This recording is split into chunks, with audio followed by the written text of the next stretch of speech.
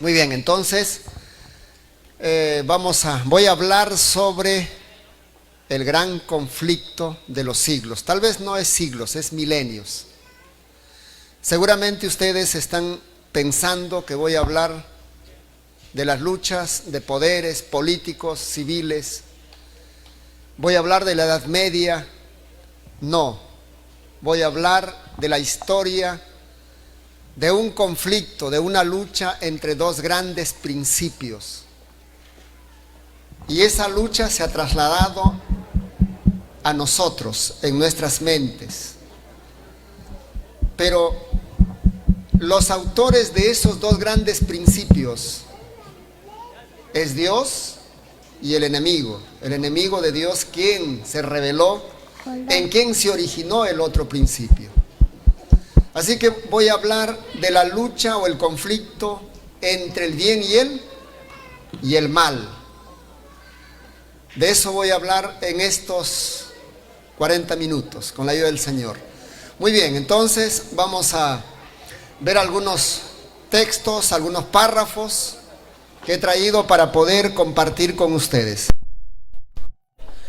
En el libro Conflicto de los Siglos, la página 484, es un libro que nosotros como pueblo adventista conocemos, que pertenece al espíritu de profecía. Antes de la aparición del pecado, había paz y gozo en todo el universo. Todos guardaban perfecta armonía con la voluntad del Creador. El amor a Dios estaba por encima de todo.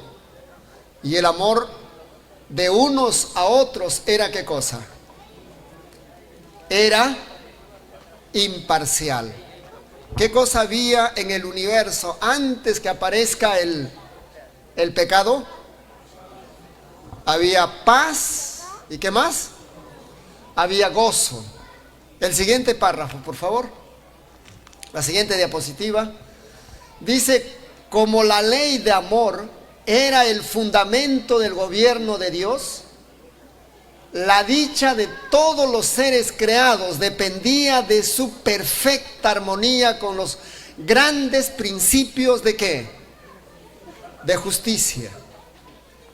Entonces, ¿de qué dependía la armonía, la paz, la felicidad? ¿De qué dependía? De la armonía con los grandes principios de la ley de Dios. ¿Cuáles son esos principios? El amor y la justicia. Obviamente que la justicia es amor y el amor es la luz de la vida de ¿quién? De la vida de Dios. Vamos a la siguiente. El amor es la esencia natural o de la naturaleza moral de ¿quién? De Dios. ¿Qué es el amor? Es la esencia de la naturaleza moral de Dios. En primera de Juan 4:8, textos muy conocidos, que dice, el que no ama, no ha conocido a Dios. ¿Dios qué cosa es? Dios es amor. Ese es su carácter. Y el siguiente texto, que está en Mateo 22, habla de la ley de Dios. Alguien se acercó a Jesús y le preguntó, Maestro bueno, ¿cuál es el gran mandamiento en la ley? ¿Y qué dijo Jesús? Amarás al Señor tu Dios con todo tu corazón, con toda tu mente y con toda tu alma, o con todas tus fuerzas. Este es el primero y grande mandamiento. Y el segundo es este, amarás a tu prójimo como a quién, como a ti mismo. De estos dos mandamientos depende, ¿qué dijo él? Toda la ley. Y el apóstol Pablo en el libro, en la carta a los Romanos, capítulo 13, versículo 10, el amor no hace mal al prójimo. Pues el cumplimiento de la ley, ¿qué cosa es? El amor. Entonces, la ley de Dios, ¿en qué principio está basado? Es el principio de la ley de Dios es el amor. Si usted viola un solo mandamiento, ¿ha afectado a cuántos mandamientos? A todos. ¿Por qué? El principio de la ley, ¿qué es? Es el amor. La base del gobierno divino, ¿qué cosa es? Es el amor, correcto. Leí un párrafo importante estos días y dice: cuando el amor de Dios está en el corazón, nos empuja hacia la obediencia de manera libre, espontánea, voluntaria, que no lo puede hacer ninguna reglamentación humana. Solo el amor nos mueve ¿a qué, hermanos? A la obediencia. Vamos a la siguiente. Lucifer, aquí aparece el conflicto de otro principio. Veamos qué dicen los textos. Ezequiel 28:12. ¿Muy agudo? Ok. Ya, entonces, perdonen. Dice acá en Ezequiel 28, versículo 12: el hijo del hombre o hijo de hombre levanta endechas sobre el rey de Tiro y dile: así ha dicho Jehová el Señor, tú eras el sello de la perfección, lleno de sabiduría y acabado en ¿qué era? Era perfecto Lucifer. Era perfecto. Por amor, ¿cómo hizo Dios a Lucifer? Lo hizo perfecto. Y el amor de Dios estaba en él. Era santo. ¿Qué lo hacía santo a Lucifer? ¿Cuál es la esencia de la santidad? Vuelvo a preguntar. El amor es la esencia de la santidad. Si no hay amor, no hay ¿qué cosa? ¿Habrá algún ser que no tenga amor y sea santo? Si no hay amor, ¿qué tiene? Si no hay amor, ¿qué hay en ese ser? Hay otro principio que se revela contra ¿qué? Contra el principio del gobierno divino, que es el amor. Entonces Lucifer fue creado como perfecto, y no solo perfecto. ¿Cómo era él? Acabado en hermosura, en sabiduría. Ahora el siguiente texto lo encontramos en Isaías, capítulo 14, versículo 13 y 14. Dice: tú que decías en tu corazón, ese ser perfecto, aquí viene el misterio. El misterio que no se puede explicar cómo apareció este otro principio en un ser santo. ¿Alguien ha descubierto cómo apareció este principio antagónico al amor? ¿Alguien lo encontró? Yo no sé cómo. Y eso dice la palabra, que apareció como ¿qué? Como un misterio. Entonces dice: tú que decías en tu corazón, ¿qué decía? Subiré, ¿a dónde? Al cielo, en lo alto, junto a las estrellas de Dios. ¿Qué dice? Levantaré, ¿qué? Mi trono. ¿Qué más dice? Y en el monte del testimonio me sentaré. A los lados del norte, sobre las alturas de las nubes subiré y seré ¿qué cosa? En carácter. ¿No era semejante al Altísimo? ¿Fue ese ángel creado semejante a Dios o no fue creado semejante a Dios? Estaba dotado de amor, era perfecto, era sabio, llevaba la imagen de Dios. Pero apareció un principio extraño en su vida y empezó a decir esto: subiré al cielo levantaré mi trono, me sentaré en ese trono y seré ¿qué cosa? No solo quiso ser semejante. ¿Qué quiso ser? Igual. Gobernar. Recibir la adoración. O sea, ya no respetó. O sea, a ver. Ya no quería someterse a Dios. Quiso libertarse de Dios y decir, soy libre de Él. Cuando soy libre de Él y de sus leyes, entonces voy a hacer ¿qué cosa? Voy a ser Dios. ¿Qué principio apareció acá, hermanos? Un principio en pugna ¿contra quién? Contra el principio divino. Ahí empieza en la eternidad, antes del tiempo, antes que exista la tierra, apareció ese principio. Sigamos, por favor. La siguiente diapositiva, gracias. Deseado de todas las gentes, la página 13. El pecado tuvo su origen ¿en dónde? ¿En dónde tuvo su origen? ¿Cuál es la raíz del pecado? ¿Qué apareció primero en el cielo? ¿Una acción, rebelión, codicia o apareció primero el egoísmo? ¿Qué apareció? ¿Cuál es primero?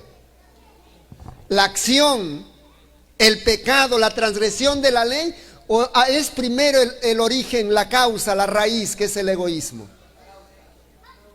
Entonces, el pecado tuvo su origen ¿en dónde? En el egoísmo. Lucifer, querubín protector, deseó ser el primero en el cielo. ¿Qué deseó? Ya vimos en el texto de Isaías. Subiré al cielo, levantaré mi trono, me sentaré en ese trono y seré como ¿quién? Seré semejante al Altísimo. Quiso ser, el párrafo dice, primero en el cielo.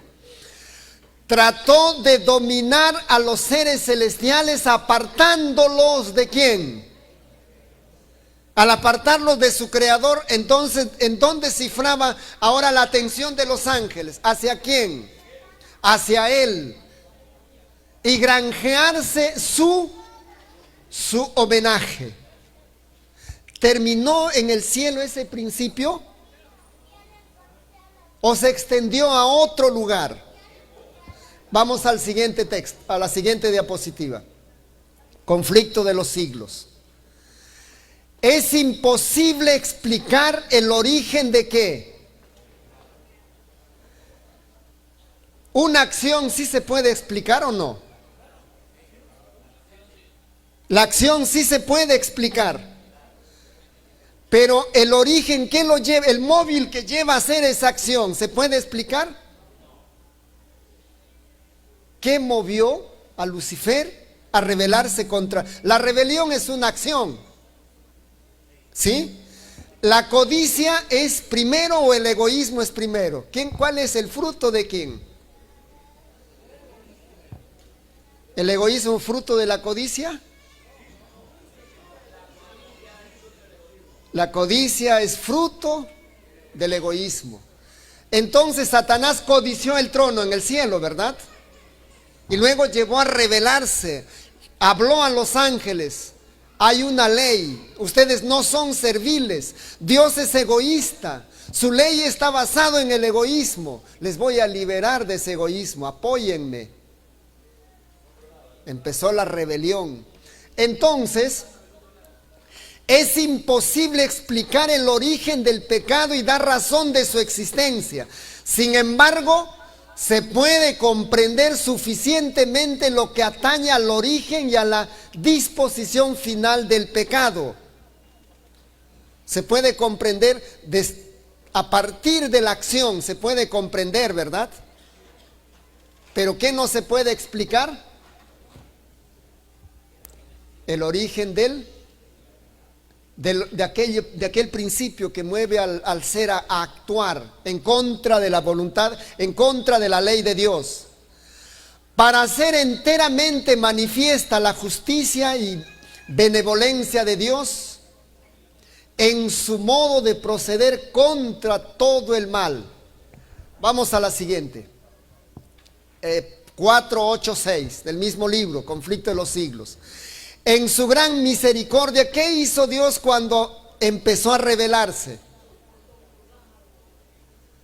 Dice, en su gran misericordia Dios soportó por largo tiempo ¿a quién? Eso es el amor. No castiga de inmediato. Soportó por largo tiempo a Lucifer. Este no fue expulsado inmediatamente de su elevado puesto. Cuando se dejó arrastrar por primera vez por el espíritu de descontento, ni tampoco cuando empezó a presentar sus falsos acertos a los ángeles. O sea, cuando empezó a manifestarse el espíritu de descontento, no lo sacaron. Cuando empezó a actuar, a revelar a los ángeles, cuando se iba a manifestar manifestaba lo que hay dentro de él, Dios no lo expulsó inmediatamente. ¿Qué hizo el Señor? Fue retenido aún por mucho tiempo en el cielo.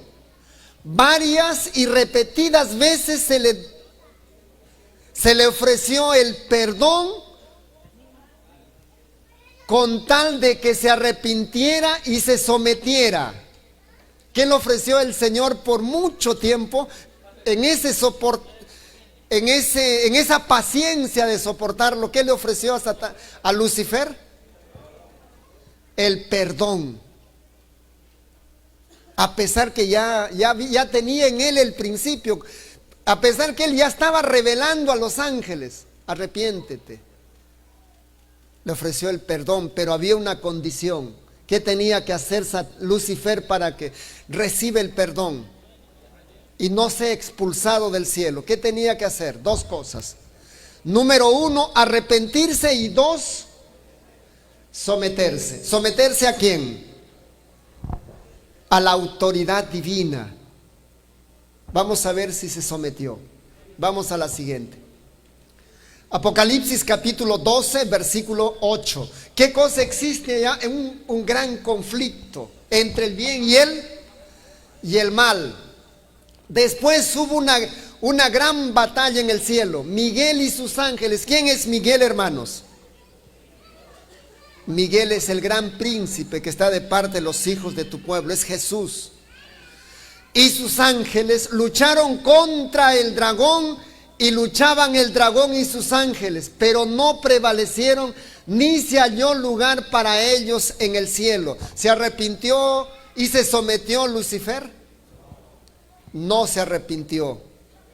Más bien usaba la misericordia del Señor para inducir más a los ángeles a rebelarse, pensando que Dios iba a ceder y dejarle el trono a él. Un gran conflicto que se originó ¿en dónde? En el cielo. Dos principios, uno eterno, el otro apareció de manera misteriosa en una criatura perfecta. Y Dios no es responsable del origen de ¿qué, hermanos? Del pecado. No es responsable. La siguiente, por favor. Génesis 3:15.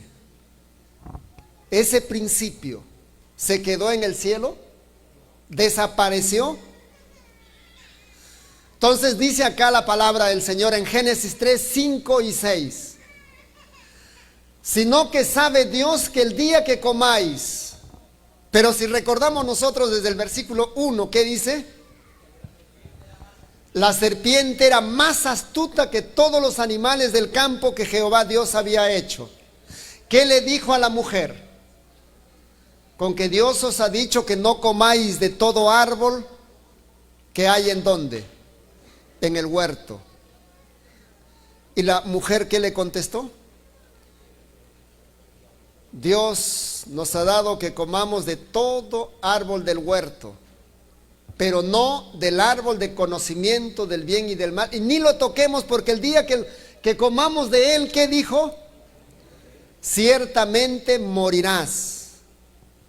Y aquí vino el ataque mortal del maligno. que dijo, no es cierto, sino que sabe Dios que el día que coman de él, serán abiertos vuestros ojos y seréis como ¿quién? Como Dios, sabiendo qué cosa, el bien y sabiendo el bien y el mal.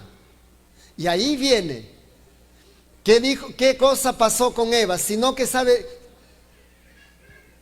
seréis como Dios sabiendo el bien y el mal. Y vio la mujer que el árbol era bueno.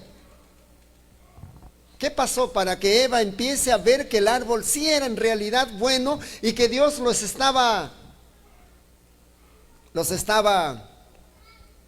prohibiendo porque Él no quería que sean como Él?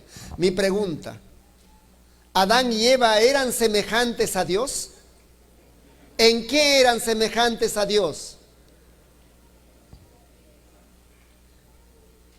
En el carácter moral, 1, y 2, en la parte racional.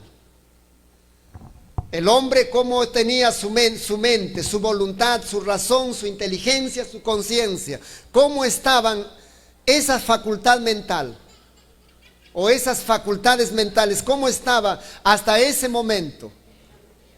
Estaban en perfecta armonía con la ley de Dios. ¿Qué principio tenían en su ser? ¿Estaban llenos de amor? ¿Eran santos por tener ese principio? Sí. Pero cuando Satanás le dijo, vas a ser como Dios el día que comes, vas a ser libre de esclavitud, eres libre. Así engaña el diablo, eres libre no sometiéndote a la autoridad. Y puede repetirse hasta ahora. Entonces, la mujer vio que el árbol era bueno para comer y agradable a los ojos y árbol codiciable para alcanzar la sabiduría. Y ahora viene la acción. ¿Cuál es primero?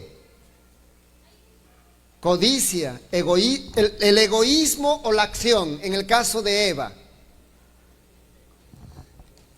¿Qué logró introducir en la mente de Eva Satanás?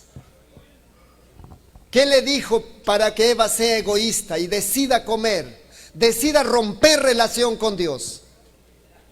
Será como Dios, sabiendo qué cosa, el bien y el mal. En ese momento Eva mira que el árbol sí realmente lo iba a convertir en ¿qué? Como Dios, omnisapiente, teniendo esa naturaleza de la omnisapiencia. Ahora sí, ese principio empezó a tener su primer fruto. ¿Qué dice acá? Codiciable, para alcanzar ¿qué cosa? Sabiduría, la acción, la transgresión visible, la manifestación exterior. ¿Cuál fue? Tomó de su fruto, comió y dio también a su marido, el cual comió así como ella. Pero ¿cuál fue el móvil que lo llevó a alargar su mano y coger el fruto y comer? Ese fue el móvil. Vamos al siguiente, por favor. ¿Y qué pasó en ese momento? Dio a su marido, el cual comió así como ella. ¿Y qué pasó con los dos? ¿No pasó nada o sí pasó algo? Isaías 59:2, ¿qué dice?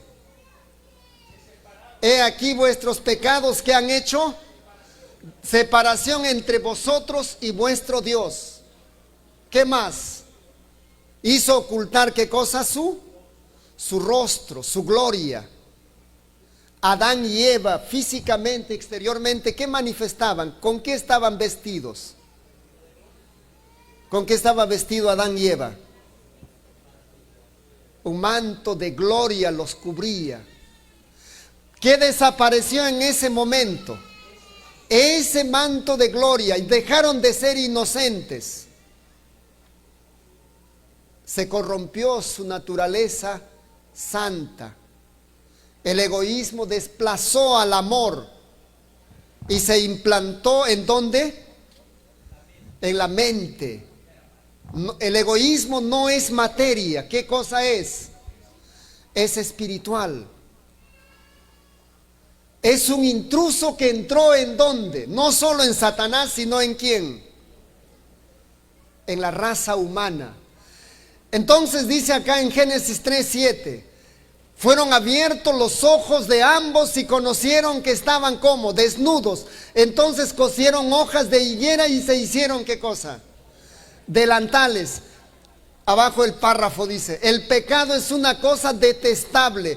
Por su causa fue marchita la hermosura moral de ¿quién? ¿Dice moral? Por su causa fue marchita la hermosura moral de un gran número de ángeles. Ha penetrado en el mundo y ha borrado casi por completo la imagen de Dios en el hombre. ¿Qué es esa imagen con que fue creado el hombre? ¿Qué es esa imagen? Su carácter, el carácter de Dios, el principio que Dios puso en el ser humano. ¿Qué cosa? Casi ha desaparecido. Entonces el hombre pasó de una condición santa a una condición pecaminosa. ¿Por qué es pecaminosa? Porque está sin gloria, sin justicia, sin amor y con un principio dominante, gobernante. Y va a pecar el hombre por tener ¿qué cosa? Ese principio. ¿Cómo se va a manifestar el principio ahora en el ser humano? En acciones. ¿Y esas acciones qué nombre tiene? ¿Qué se llama las acciones que lo lleva a cometer este principio que entró en el hombre? Se llama pecado. ¿Quién hace el pecado? El pecador. ¿Y quién lo hace al ser humano pecador? El principio, el egoísmo. ¿Dios qué hizo? ¿Lo dejó que se destruya? Vamos al siguiente párrafo. Siguiente texto. Perdón, todavía no. Vamos, avanza por favor. Ok. Romanos capítulo 7, versículo 12. Perdón, 15 al 20. Porque lo que hago no lo entiendo, pues no hago el bien que quiero, sino el mal que aborrezco, eso hago. Y si hago lo que no quiero, esto hago, apruebo que la ley es buena. De manera que ya no soy yo quien hace aquello, sino ¿qué cosa? Entender. Pecado que mora en mí. ¿Acción o qué es? ¿Qué mora en? Pablo es la primera persona. ¿Qué dice Pablo como ser humano? ¿Qué quería él en su voluntad, en su naturaleza humana? ¿Qué quería él en su voluntad? Hacer lo bueno. Pero hay qué cosa dentro de él, que inherentemente, ¿qué hay? Hay un principio moral. No es moral, ¿qué es? Maligno. Y ese principio, ¿qué lo lleva a hacer al ser humano? El mal que no quiere hacer. Y yo sé que en mí, esto es en mi carne, no mora el bien, porque el querer el bien está en mí, en el hombre, hecho a la imagen de Dios, dominado por ese. Si no habría ese principio del egoísmo, ¿haríamos solo el bien o haríamos mal si no habría egoísmo? Haríamos el bien solo sin haber egoísmo y no habría amor en nosotros. No habría el otro principio. ¿Podríamos hacer bien si no habría el otro principio? ¿Ninguno de los principios? ¿Qué dicen ustedes? No puede haber un ser humano sin los dos principios. Vamos al siguiente. Así que, ¿qué hizo ese principio maligno? ¿Qué hizo al hombre, a la voluntad humana? Lo incapacitó. Génesis 3:15, vamos a ver qué hace el amor de Dios. Sigue la lucha, es el conflicto de siglos. ¿Qué hace Dios en su amor? Pondré enemistad entre ti y la mujer, entre tu simiente y la simiente suya. Esta te herirá en la cabeza y tú la herirás en el calcañar. ¿Siguió manifestando Dios su amor por la raza humana? El diablo quiso por completo convertirlo al ser humano. ¿En qué? ¿En qué quiso convertirlo Satanás al ser humano? En egoísta, empedernido, insalvable, destruirlo para siempre la imagen de Dios. Pero ¿qué hizo Dios en su misericordia? Manifestó a Adán: no va a ser así. Dios le hizo una promesa. La primera profecía, la primera promesa: pondré enemistad entre ti. ¿Y en qué consiste esa enemistad? Entre la descendencia de la mujer y la descendencia de la serpiente o el maligno. ¿En qué consiste? Hay en nosotros esa enemistad entre el bien y el mal. Hay un conflicto en nuestra mente. Solo en los creyentes o en cualquier persona que no conoce a Dios, ¿hay un conflicto natural adentro o no? ¿Hay o solo los creyentes o también las personas comunes sienten adentro, saben qué es lo bueno y lo malo? Tienen conciencia que los acusa que es bueno, y cuando hacen lo malo se sienten mal, y cuando están bien están bien. ¿Existe o no existe? Es por gracia de Dios. Dios no lo ha dejado al ser humano abandonado a su suerte. Ha puesto siempre esa enemistad. Obra Dios en nosotros por amor. Y la descendencia de la mujer, la cual es Cristo, vendría a aplastar en la cabeza a Satanás y a destruir ¿a qué principio? A destruir al egoísmo. Destronarlo. ¿De dónde? ¿De dónde? Entonces quiere decir que el egoísmo sí es removible o es estático, permanente, no se puede remover del ser humano. Si eso no es, vamos a verlo más adelante. Vamos a la siguiente, por favor.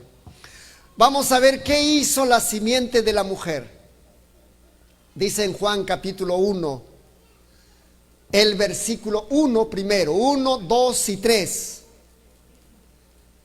En el principio era el Verbo, y el Verbo era con Dios. ¿Y el Verbo qué era? Era Dios. Todas las cosas fueron hechas por Él, y sin Él nada de lo que existe fue hecho. En Él estaba la luz, y la luz ¿qué cosa era? Era la vida de Dios. Y Filipenses 2:5: haya en vosotros el mismo sentir que hubo en Cristo Jesús. ¿Cuál era ese sentir? El amor, el cual, siendo de condición divina, no estimó ser igual a Dios como cosa que aferrarse, sino que hizo, se despojó de sí mismo y tomó condición humana de siervo, y estando en la condición humana se humilló, obedeció en lugar del hombre. Entonces en el versículo 1:14, ¿qué dice de Juan? Y aquel Verbo fue hecho ¿qué cosa? Carne, y habitó entre nosotros, y vimos su gloria, gloria como del unigénito del Padre, lleno de gracia y de verdad. ¿Qué se hizo el Hijo de Dios siendo Dios, igual al Padre? Igual a Dios Padre. ¿Qué hizo después de 4000 años que el ser humano había caído? Se encarnó, tomó nuestra naturaleza humana, caída por ¿cuántos años? 4,000 años, debilitada, desgastada, pero sin el principio que se originó en ¿quién? En Lucifer. ¿Qué dice aquí esta parte de acá? Lleno de gracia y de ¿qué, hermanos? Cuando él toma la naturaleza humana, ¿de qué estaba lleno? ¿Qué es gracia? ¿Es un don? No. La gracia se manifiesta en un don. El amor se manifiesta en un don. ¿Qué principio había en Jesús cuando tomó nuestra naturaleza humana desgastada, debilitada por 4,000 años? Física, mental, emocionalmente. 4,000 años. ¿Qué principio había en Jesús?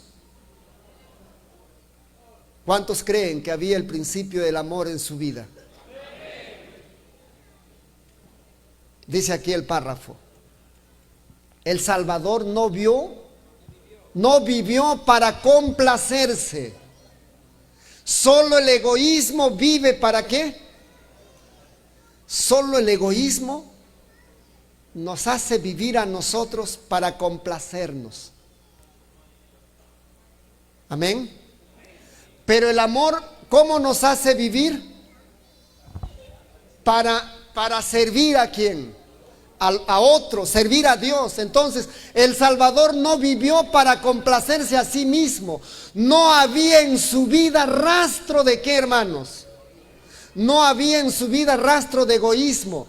Aunque estaba en un mundo creado por él, en un mundo que él mismo había creado, no reclamó ninguna parte como hogar suyo. ¿Qué no había en la vida de Jesús? No había egoísmo. Él vino a luchar contra ese principio y derrotarlo desde su encarnación. Mientras el diablo dice, subiré al cielo, levantaré mi trono, me sentaré en él. En el caso de Jesús dice, el cual siendo de condición divina, no se aferró a esa condición, sino que se despojó a sí mismo, tomó forma de siervo, hecho semejante a los hombres, obedeció. Qué diferente, ¿verdad? ¿Y el egoísmo qué hace? Subo, me siento, gobierno, adórenme, sírvanme. Exaltación propia. ¿Y Jesús qué vino a hacer? A servir, a dar su vida. Vamos a la siguiente. Romanos 5, segunda de Pedro, capítulo 1. Pero antes, un ratito, regresa atrás. En los actos redentores de Jesús no solo se encarnó. ¿Cuántos años obedeció Jesús a la ley de Dios? ¿Cómo fue su obediencia? Perfecta y perpetua, santa.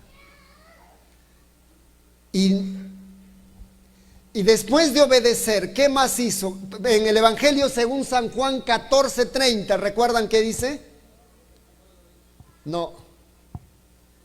Ya no hablaré nada con vosotros. Viene el príncipe de este mundo, el cual, ¿qué dijo? ¿Qué no tuvo Satanás en Jesús? Deseado de todas las gentes, ¿qué dice? Desea de todas las gentes, dice, no me acuerdo, están deseadas todas las gentes.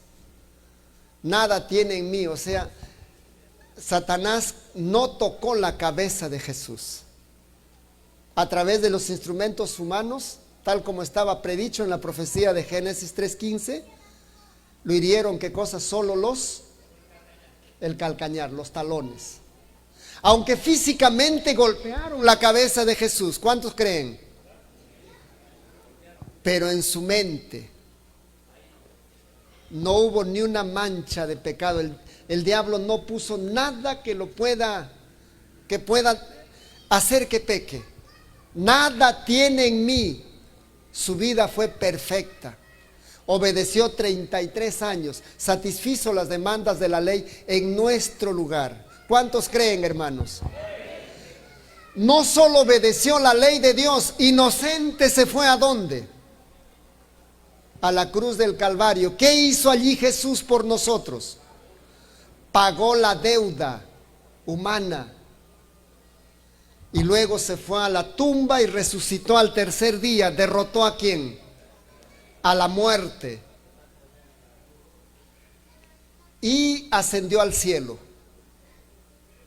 Y en el cielo ahora es, ¿qué cosa en el santuario? Es nuestro garante. ¿Qué presenta para que nosotros seamos aceptados en el cielo ante el Padre? Sus méritos de 33 años de vida, su vida perfecta, su obediencia perfecta. Eso está haciendo ahora. ¿Cuántos creen que ahora está presentando sus méritos a nuestra cuenta, a la cuenta del creyente? En el cielo hay amplia provisión de justicia. Si tú quieres ser justo, acéptalo a Jesús como tu Salvador. Y en el cielo somos aceptados por esa vida perfecta de Jesús. Amén. Y no solo eso, Jesús vendrá pronto, por segunda vez. Pero viene a llevar a quienes lo han aceptado como Salvador. Amén. Vamos a la siguiente, acá, la siguiente, por favor. Estamos, a ver, retrocede un poco. Sí, avancemos a la siguiente. Por medio de las cuales nos ha dado ahora, cuando lo aceptamos a Jesús como Salvador personal, ¿de qué nos hace participantes Jesús? Pregunto. Dios tiene atributos naturales de Él, que no comparten, no transmiten, no son transmisibles. ¿Cuáles son esos atributos? Omnipotencia, omnipresencia y omnisapiencia. Pero tiene Dios atributos transmisibles a sus hijos, a su criatura. ¿Cuáles son esos atributos transmisibles?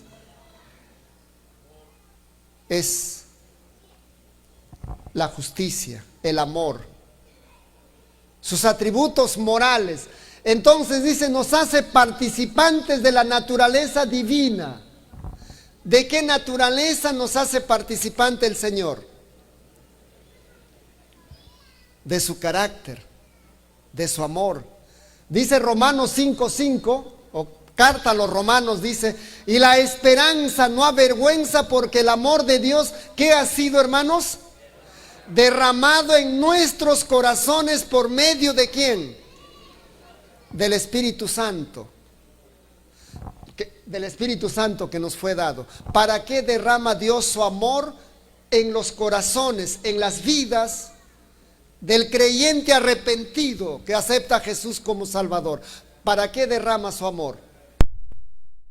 Para restaurar su imagen en el hombre perdido, para que lo pase de una condición condenada, pecadora, corrupta, a una condición de un real hijo de Dios.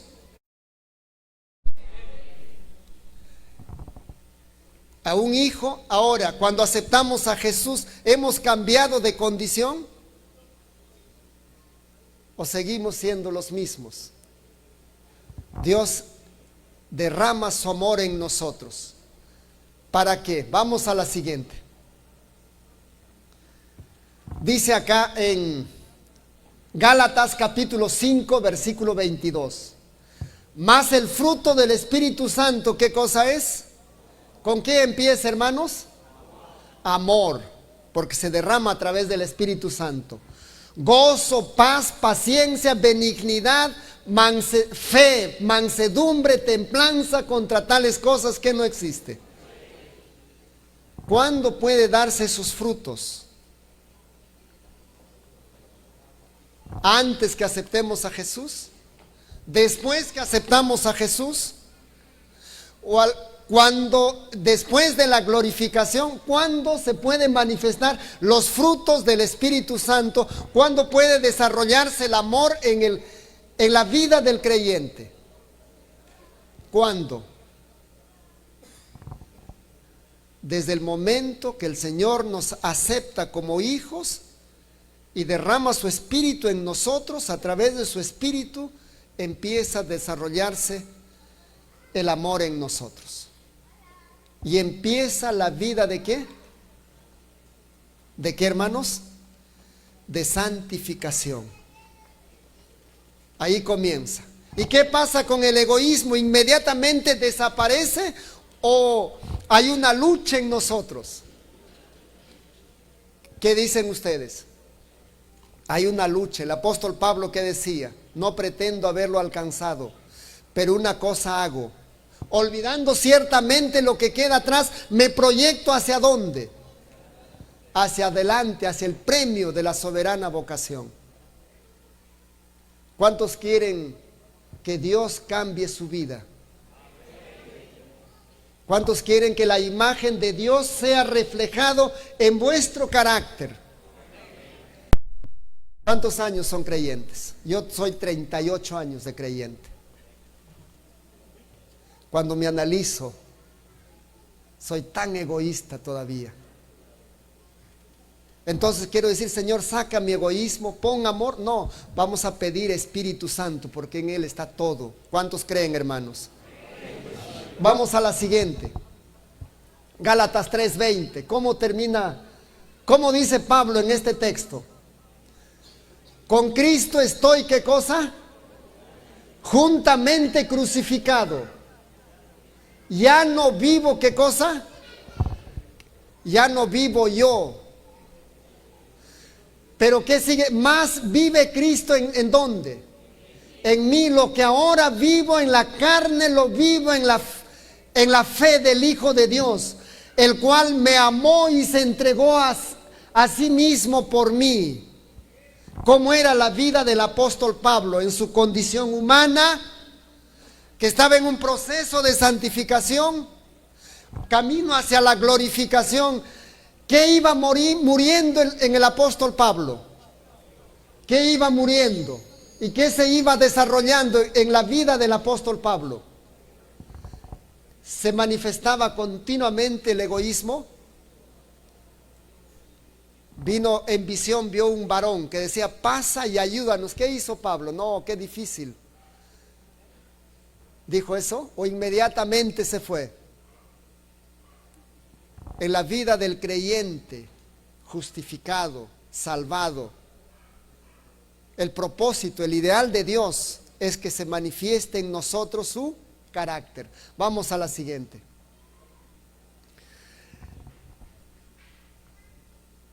El estado original. Porque es necesario que esto corruptible se vista ¿de qué? De incorrupción. ¿Cuándo llegaremos al estado original de Adán antes que peque? Cuando Cristo venga. Pero ¿cuándo ha empezado el desarraigo del egoísmo? ¿Cuándo empezó? ¿Está en proceso o no está en proceso? Está en proceso. Y Dios, ese trabajo no es tuyo. Nadie diga, tengo poder para desarraigar el egoísmo. No. ¿Quién desarraiga el egoísmo? El Espíritu Santo, el amor de Dios morando en nosotros. Pero algo, a ver, adelántame un poquito, por favor, una diapositiva. No, hay algo que quiero mencionar. Es verdad que Dios, mediante su gracia, nos llena de amor y el Espíritu Santo desarrolla ese principio en el corazón del creyente arrepentido y converso. Pero también nos ha dado medios en la que nosotros tenemos que practicarlo para poder desarrollar el egoísmo. ¿Quieren saber cuáles son? El diezmo. ¿Será un medio para desarraigar el egoísmo? ¿Qué dicen ustedes? El matrimonio es otro medio. El sábado es otro medio. La ley de Dios es otro medio para desarrollar el egoísmo. La obra misionera es otro medio para desarraigar el egoísmo. ¿Cuál es el otro medio? Reforma pro salud. Porque el que no practica la reforma pro salud vive para complacerse a sí mismo. ¿Ve? Y el que no está casado vive conviviente, vive ¿para qué? Para complacerse a sí mismo. El bautismo es otro medio para desarraigar el egoísmo. Alguien conoce la palabra yo no quiero estar comprometido. Conozco a Jesús. Sí, pero no quiero bautizarme porque todavía quiero tomar, quiero fumar, quiero tener varias parejas. ¿Es o no egoísta? Claro que sí. Cuando uno se bautiza, ¿qué hace? Otra cosa más. La justificación por la fe es un medio también que echa por tierra, ¿qué cosa? La gloria. ¿Qué es la gloria humana? Es el egoísmo. Egoísmo. Yo puedo salvarme por mis medios. Todos los medios que Dios ha puesto para creer y practicar son para desterrar ¿qué cosa? El egoísmo. El que no diezma, no le interesa que otros se salven. El que retiene para sí es solo para satisfacer ¿qué cosa? Su egoísmo. En la vida de santificación están todos estos medios que Dios ha puesto a nuestro alcance para que se desarrolle otro principio en nosotros. ¿Cuántos quieren practicar esos principios que Dios, o esos medios que Dios nos ha dado para que se desarrolle el principio del amor en nosotros? Pero eso no se hace por esfuerzo humano. Recuerden que dijo el apóstol Pablo: cualquiera que vende una casa y lo da todo ese dinero a los pobres y no tiene amor, ¿qué cosa es? ¿Es egoísta? ¿O no es egoísta? Le está dando para tener una imagen. Cuando muere, que lo recuerden por sus buenas obras. Egoísta. Si se incendia una casa al frente y tú vas, te metes a la llama de fuego por salvarlo para que quede tu nombre como héroe. Egoísta. Pero si es la acción por algo natural, porque el amor te lleva no a buscar un beneficio, sentirte bien, sino porque es un principio que está dentro de ti. Ya no lo haces por ser el mejor. Permítanme decirles algo más. Yo soy pastor. Y si yo predico por ser el mejor que los demás, ¿qué soy? Soy egoísta. Y si digo yo soy el mejor, yo sé más que ustedes, ¿qué soy? Soy egoísta. Así de malo es el egoísmo. ¿Se salvan los egoístas o no se salvan los egoístas? ¿Se salvan o no se salvan? Dios nunca perdona el egoísmo, lo destruye, lo desarraiga. ¿Perdona a quién? Perdona al pecador. Perdona al pecador. Yo soy pecador. Esa es mi condición. Mi condición egoísta, injusto, condenado, necesito de la justicia de Jesús. Entonces Él me otorga su justicia, pero no quiere que quede allí siempre, que avance para la gloria del Señor. Yo no lo restauro, solo soy, en mí solo lo obra el Espíritu Santo. Ahora pregunto, ¿cuántos quieren bautizarse? No lo hagan porque el pastor va a decir por egoísmo. para demostrar que no son egoístas, van a levantar su mano. ¿Cuántos son convivientes? Levanten sus manos. No lo levanten, por favor, porque va a preguntar cuántos quieren casarse. Háganlo porque sienten que realmente aman al Señor, aman su salvación. Amén. Vamos a la siguiente diapositiva. Sigue la lucha. ¿Hasta cuándo, hermanos? En la tercera venida, Jesús, ¿qué va a hacer? Va a destruir al diablo que los engañaba. Fue lanzado al lago de fuego y azufre. ¿Y a quién más lo destruye? Donde estaba la bestia, el falso profeta. Hablemos de eso un poquito. Creo ya me pasé la hora, ¿verdad? ¿Sí? Ok, terminamos. Entonces, ahora entro al conflicto externo. El conflicto interno que está en la mente. El apóstol Pablo dijo, no tenemos lucha contra sangre y carne. ¿Dónde está el campo de batalla? Está aquí en nuestra mente. A veces conscientes tomamos decisiones equivocadas, pero hay una batalla externa. Los poderes políticos, religiosos, que buscan poder, dominio en el mundo, ¿por qué lo hacen? Por egoísta. La batalla es solo egoísmo. Apocalipsis habla de una batalla final que está en el Apocalipsis 17:12. Se unen la bestia y 10 cuernos para luchar contra el Cordero.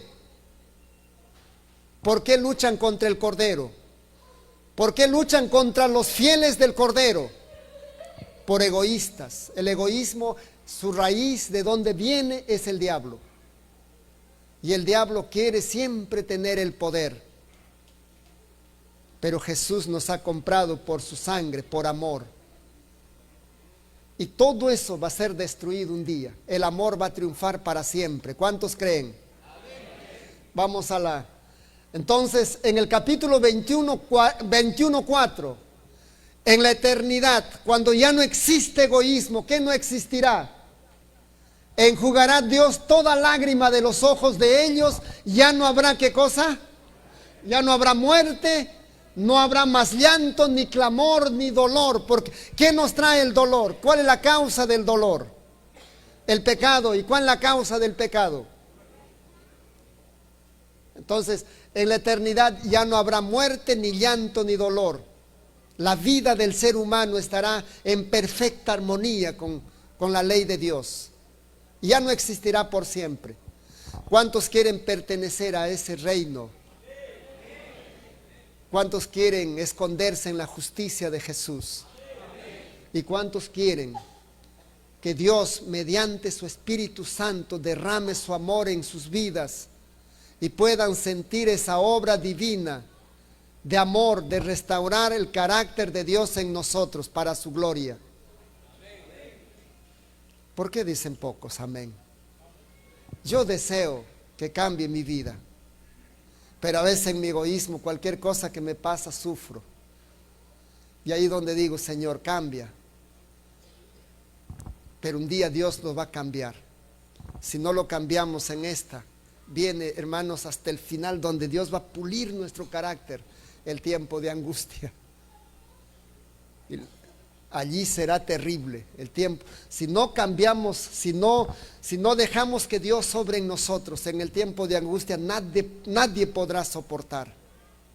Abramos nuestro corazón, dependamos de la justicia de Jesús, sometamos a su voluntad. Es mi deseo, en el nombre de Jesús. Amén.